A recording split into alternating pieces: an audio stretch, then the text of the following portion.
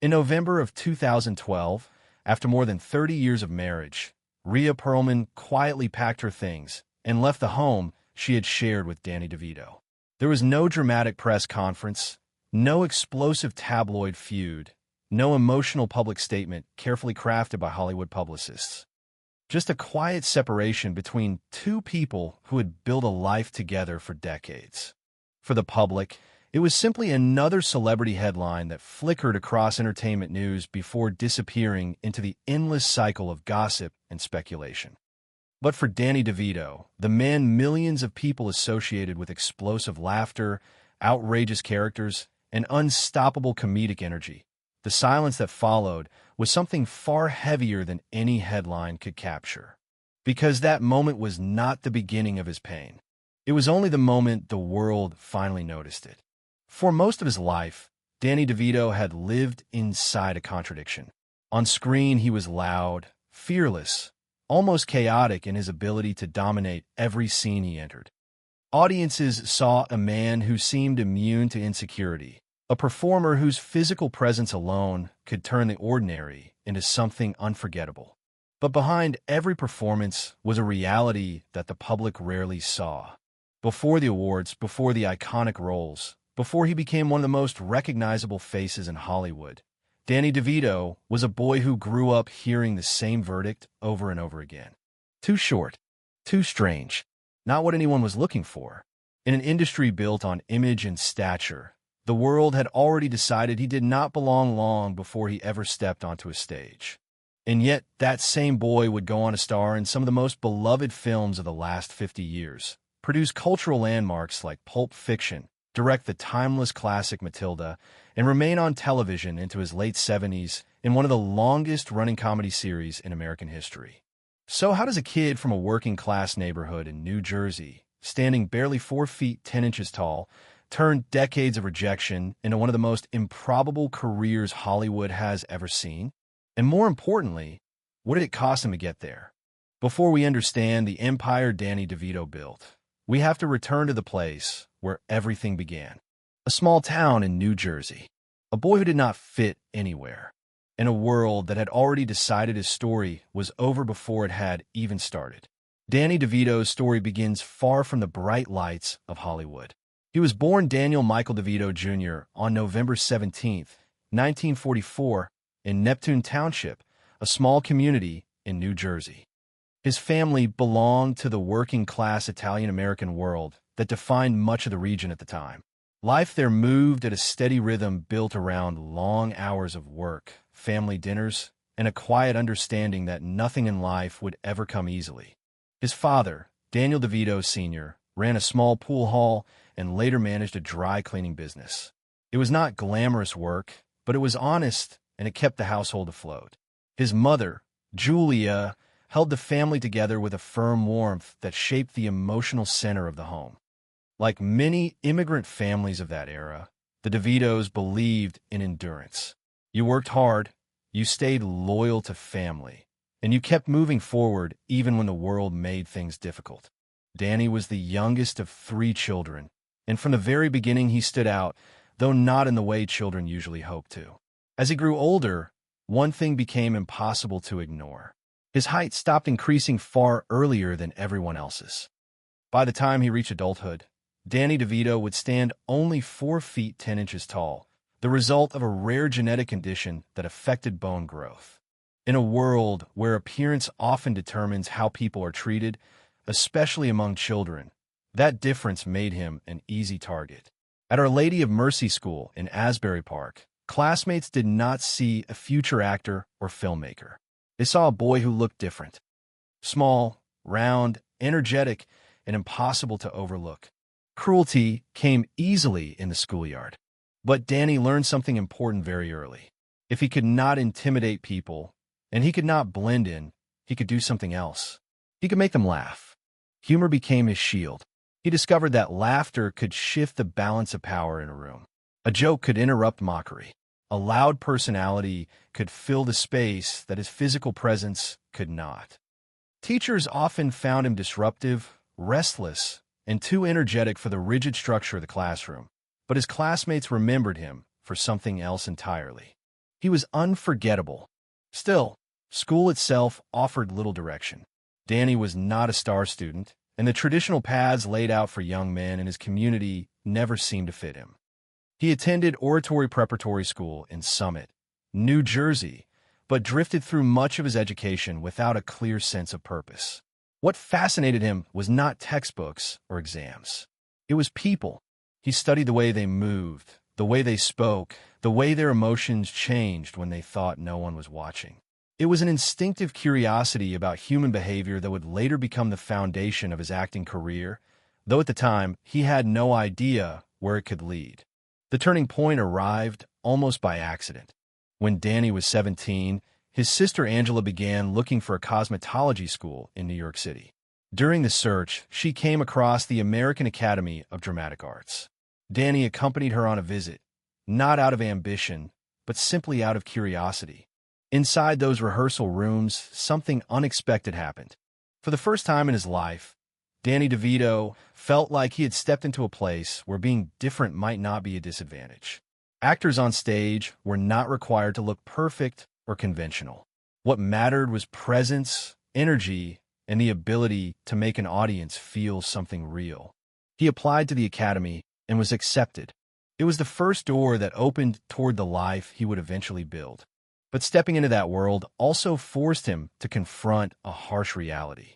Surrounded by tall, classically handsome, aspiring actors who looked like the future leading men of Hollywood, Danny could clearly see how far he stood from the industry's expectations.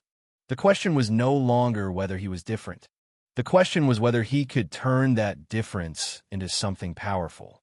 Graduating from the American Academy of Dramatic Arts did not open the doors of Hollywood for Danny DeVito. If anything, it exposed just how difficult the road ahead would be. New York in the late 1960s was full of aspiring actors chasing the same dream. Tall actors with striking faces competed for leading roles, while classically trained performers filled the ranks of respected character actors. Danny DeVito did not seem to fit comfortably into either category. Casting directors often struggled to imagine where someone with his appearance belonged on screen. Audition after audition ended the same way. Not quite right for the role. Wrong look for the character. Too unusual. Rejection rarely arrived with cruelty. It came instead with polite smiles and careful language that disguised the real message. Hollywood had an image of what actors should look like, and Danny DeVito was far from that image. Those early years were brutal. He lived in small apartments with roommates, took whatever work he could find around the theater world, and survived on very little money. The glamorous image of acting quickly faded, replaced by the daily reality of persistence. But something inside him refused to give up. If the industry could not see a place for him, he would simply keep showing up until they had no choice. During this period, he immersed himself in the New York theater scene. Small experimental productions, off-Broadway stages, and obscure performances that attracted only modest audiences became his training ground. These productions rarely offered fame or financial security, but they offered something far more valuable: experience. Night after night, he refined his craft. He studied how an audience responded to a moment of silence, how tension could build through timing, and how humor could emerge from the smallest gesture. Unlike many actors chasing instant recognition, Danny DeVito was quietly building something deeper, a style that relied on raw authenticity rather than conventional image. It was also during this time that he met a young actor who would become one of the most important figures in his career, Michael Douglas. Their paths crossed through the theater circuit, two young performers moving through the same creative world in New York. Despite coming from completely different backgrounds, they connected immediately. Douglas was the son of Hollywood legend Kirk Douglas, a name that carried enormous influence in the film industry. Danny DeVito, on the other hand, was still an unknown actor trying to survive from one production to the next. Yet the difference in status never interfered with their friendship. Both men shared the same relentless ambition and the same obsession with storytelling. That friendship would eventually change the trajectory of Danny DeVito's career.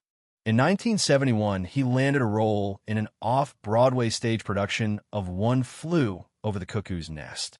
The play, produced by Kirk Douglas, told the story of a mental institution where individuality clashed violently with authority. Danny was cast as Martini, a character whose strange innocence and unpredictable behavior added emotional complexity to the story. It was not the largest role in the production, but it was important. For the first time, Danny DeVito experienced the sensation of commanding an audience's attention. His performance carried an unusual energy that audiences remembered long after the curtain closed. He remained with the production through several runs, gaining confidence and sharpening his ability to balance humor with emotional depth. Then, in 1975, the opportunity expanded beyond the theater. A film adaptation of One Flew Over the Cuckoo's Nest was being developed. Michael Douglas, who had become one of the producers of the project, helped bring several actors from a stage production into the film version. Danny DeVito returned as Martini, now performing alongside Jack Nicholson in what would become one of the most influential films of the decade. The film was a massive success. It won 5 Academy Awards, including Best Picture, and instantly became a landmark in American cinema. Although Danny's role was small compared to the leading performances, the experience placed him inside the world of major Hollywood filmmaking for the first time. More importantly, it allowed industry insiders to see something they had overlooked before. Danny DeVito might not fit the traditional image of a leading man, but he was impossible to ignore. That realization would soon lead to the role that would transform his life completely. The role that transformed Danny DeVito from a struggling actor into a household name arrived in 1978, and it came from television rather than film. ABC premiered a new sitcom called Taxi, a series set inside a chaotic New York taxi company where a group of eccentric drivers struggled through the absurdities of everyday life. Among them was a character who would become one of the most memorable figures in television comedy, Louis De Palma. Louis was the dispatcher who controlled the garage, a small man with a sharp voice, ruthless instincts, and absolutely no patience for anyone around him. He was manipulative, sarcastic, greedy, and frequently cruel. On paper, Louis De Palma was not a character audiences were supposed to love. Yet the moment Danny DeVito stepped into the role, something unexpected happened. People could not look away. DeVito played Louis with a ferocious energy that balanced aggression with perfect comedic timing. His physical presence, once considered a disadvantage in Hollywood, suddenly became an essential part of the character. Louis' small stature only intensified his loud personality, turning every confrontation into a strange mix of intimidation and absurdity. For 5 seasons, Taxi became one of the most celebrated comedies on American television. Danny DeVito's performance earned him an Emmy Award and a Golden Globe, placing him firmly among the most recognizable performers in the country. After years of being overlooked, the industry was now paying attention. But fame did not slow him down. If anything, it pushed him to move faster. During the 1980s, Danny DeVito began expanding his career beyond television, stepping into a series of films that revealed how versatile he could be. In 1983, he appeared in Terms of Endearment, a deeply emotional drama that went on to win multiple Academy Awards. Acting alongside Jack Nicholson and Shirley MacLaine, DeVito proved that he could hold his own in serious roles as well as comedy. Soon after came Romancing the Stone in 1984, an adventure comedy that allowed him to embrace a darker, more villainous personality. The film was a commercial success and introduced audiences to a different side of his screen presence. By the mid-1980s, Danny DeVito had become something rare in Hollywood, a character actor who could dominate a film. He continued this momentum with Ruthless People in 1986, where his performance as a greedy businessman trapped in a kidnapping scheme became one of the film's comedic highlights. Audiences were beginning to realize that whenever Danny DeVito appeared on screen, the energy of the entire story shifted. But one of the most important moments of his career came in 1987 with Throw Mama from the Train. This film marked his debut as a director. For DeVito, stepping behind the camera revealed a new dimension of storytelling. Acting allowed him to shape a character, but directing allowed him to shape the entire world of a film. The experience gave him something he had rarely possessed earlier in his career: control. Over the next decade, he would continue developing that control, gradually transforming from a performer into a filmmaker and producer with genuine influence in the industry. By the early 1990s, Danny DeVito had become one of the most recognizable figures in Hollywood. Directors trusted him. Audiences loved him. Studios knew that his presence could bring unpredictable energy to any project. One of his most unforgettable performances arrived in 1992 when director Tim Burton cast him as the Penguin in Batman Returns. Instead of playing the character as a simple comic book villain, DeVito transformed the Penguin into something darker and far more disturbing. Hidden beneath layers of makeup, blackened teeth, and grotesque physical movements, he portrayed a creature shaped by abandonment and rage. The performance shocked audiences.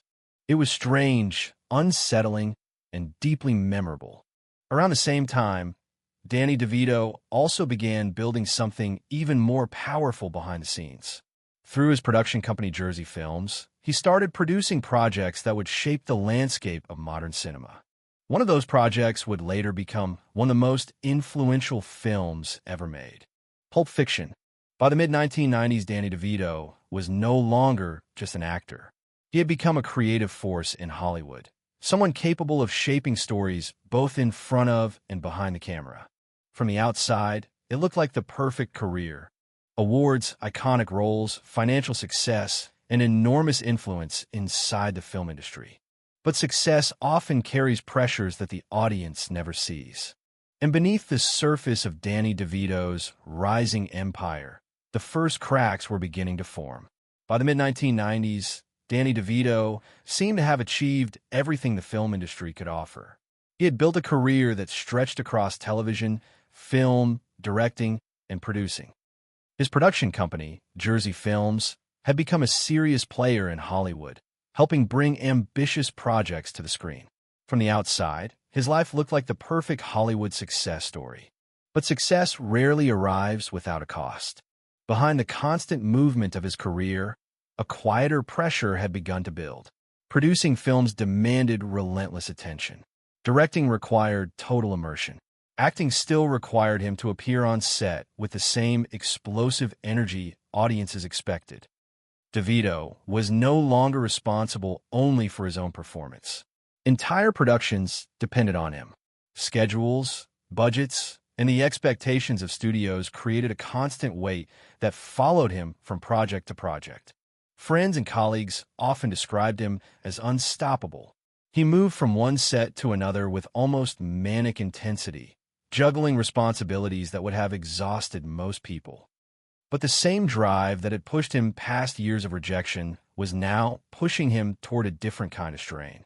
In Hollywood, pressure often hides behind laughter. Alcohol had always been part of the industry's social culture. Long nights after premieres, celebratory dinners with producers, and endless networking events blurred the line between casual drinking and something more serious. For many people in the business, it was simply background noise. For Danny DeVito, the line between social drinking and dependence gradually became less clear. The public rarely noticed the early signs. A late night here, an offhand remark there. The image most audiences carried of DeVito was still the same energetic performer who could turn any scene into chaos and comedy. But those closer to him occasionally saw moments that suggested something deeper was developing beneath the surface. One incident in particular forced that private struggle into public view. In 2006, Danny DeVito appeared at the White House Correspondents' Dinner, one of the most high-profile events in American media and politics. When he took the stage for interviews afterward, he appeared visibly intoxicated. His speech was slower than usual, his behavior more erratic. The footage circulated quickly through news networks and entertainment media. For many viewers, it looked like a harmless celebrity moment, another comedian behaving wildly after a long night of celebration. DeVito himself addressed it later with humor, joking about having too much to drink the night before. But those who knew him well understood that the incident was not entirely random. It was a sign that the pressures of decades in the industry had begun to leave their mark. The schedule that once fueled his ambition was now becoming exhausting. The endless expectations placed on him by studios and collaborators were beginning to feel heavier with each passing year. And as the pace of his career intensified, something else in his life was slowly starting to suffer. His marriage. For more than 3 decades, Rhea Perlman had been the most stable presence in Danny DeVito's life. They had met long before fame arrived, when he was still an unknown actor working small theater productions in New York. She had seen the version of him that existed before success, before awards, before the pressure of building an empire in Hollywood.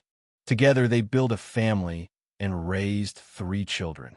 For years, their relationship appeared unusually strong for a couple living inside the unpredictable world of entertainment. But even the strongest foundations can weaken under constant strain. Long filming schedules kept him away from home. Producing projects required travel across the country. The relentless pace that built his career slowly began to erode the quiet spaces that relationships need in order to survive. The cracks were subtle at first. Then they became impossible to ignore. And eventually, after 30 years together, the life they had built began to change in ways neither of them could completely stop. In November of 2012, the shift that had been building quietly for years finally surfaced in a way the outside world could not ignore. After more than 3 decades of marriage, Rhea Perlman moved out of the home she had shared with Danny DeVito. There was no dramatic announcement, no explosive accusation, no tabloid war that usually accompanies the breakdown of a long Hollywood marriage. There was simply distance. For most celebrities, separation becomes a public spectacle. Statements are released, lawyers appear, headlines dissect every detail of the conflict. But in Danny DeVito's case, the silence surrounding the situation made it even more striking. 2 people who had spent 30 years building a life together were suddenly living apart, and neither of them seemed interested in turning that reality into a performance for the public. For DeVito, the change was deeply personal. For decades, his life had moved at an extraordinary speed. Film sets, production meetings, premieres, interviews, travel, and endless creative work had filled almost every corner of his schedule. That constant motion had become normal, almost necessary. But when the separation happened, the rhythm of his life began to slow in ways he had not experienced before. And in that stillness, certain realities became harder to ignore. The house that had once been filled with family noise felt different. The career that had defined his identity for decades no longer moved with the same relentless momentum. Hollywood itself was changing as well. The industry was shifting toward massive franchises and superhero films, leaving less space for the mid-budget character-driven projects that had once defined DeVito's producing career. At the same time, age began to place new demands on him. By his mid-60s, the physical cost of a lifetime spent pushing forward at full speed began to appear. Doctors advised him to pay closer attention to his health. His weight, blood pressure, and overall physical condition required care that he had often ignored during the busiest periods of his career. For someone who had spent decades prioritizing work above almost everything else, slowing down was not an easy adjustment. Yet it forced him to reconsider what truly mattered. During these years, DeVito's focus gradually shifted toward his children. Lucy, Grace, and Jacob were adults by this point, each building lives of their own. Watching them grow into independent people changed the way he viewed his own past decisions. The projects that once felt urgent now seemed less important than the moments he had missed along the way. His relationship with Rhea Perlman also evolved into something difficult to define. Although they had separated, they never rushed into divorce. Over the years, they were occasionally seen together at family gatherings and events connected to their children. Sometimes they appeared close again. Other times, the distance remained. The relationship seemed to exist somewhere between partnership and separation, shaped by decades of shared history that neither of them could simply erase. For DeVito, That complexity carried a quiet kind of grief. Not the dramatic grief of sudden loss, but the slower realization that certain chapters of life cannot be fully repaired once they begin to drift apart. The marriage that had anchored his world for 30 years was no longer the same, and no amount of success in Hollywood could change that reality. Yet even as personal challenges reshaped his life, Danny DeVito was not finished. If anything, the next chapter of his career would prove that the industry had underestimated him once again. Because just as Hollywood began to quietly assume that his era was coming to an end, DeVito stepped into a role that would introduce him to an entirely new generation of audiences. And once again, he refused to disappear. For many actors, the later years of a long career follow a predictable pattern. The roles grow smaller, the public attention fades, and eventually the industry quietly moves onto newer faces. Hollywood rarely makes room for people indefinitely. It constantly reinvents itself, and even the most successful performers often find themselves pushed to the margins as time passes. Danny DeVito refused to follow that pattern. Just as the industry began to treat him as a veteran whose greatest achievements belonged to the past, he stepped into one of the most unexpected roles of his entire career. In 2006, he joined the cast of a small, unconventional television comedy called It's Always Sunny in Philadelphia. The show was raw, chaotic, and deliberately outrageous, a far cry from the polished sitcoms that once dominated American television. DeVito entered the series as Frank Reynolds, a character who ignored almost every rule of traditional television comedy. Frank was greedy, reckless, shameless, and frequently ridiculous. Yet DeVito played the role with complete commitment, embracing the absurdity of the character without hesitation. Instead of protecting his reputation as a veteran actor, he allowed himself to become part of the show's wild and unpredictable energy.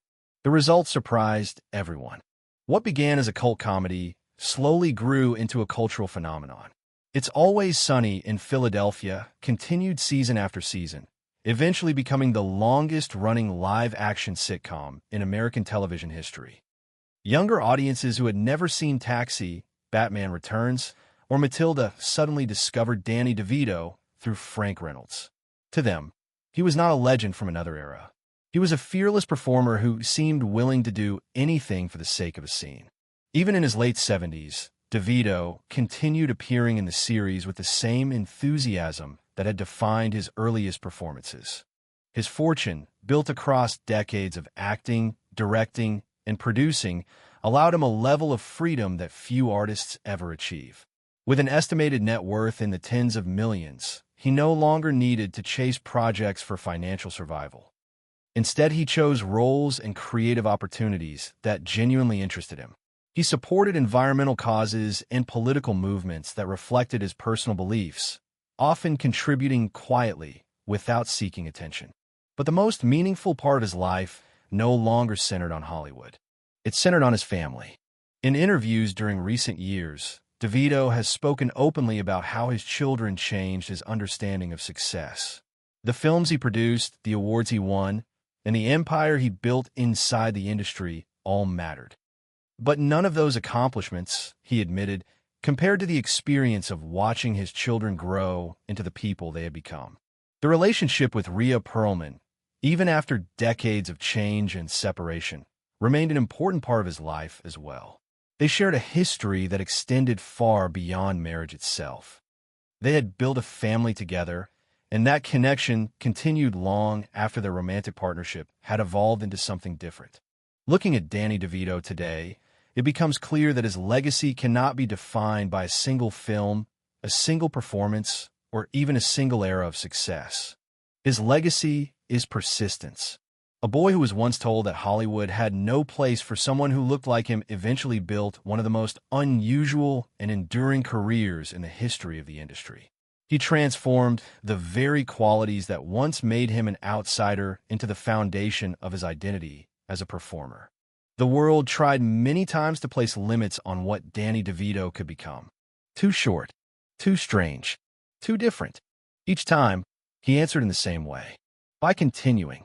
And perhaps the most remarkable part of his story is that even now, decades after the world first tried to define his limits, Danny DeVito is still doing exactly what he has always done. Showing up, still working, still refusing to disappear.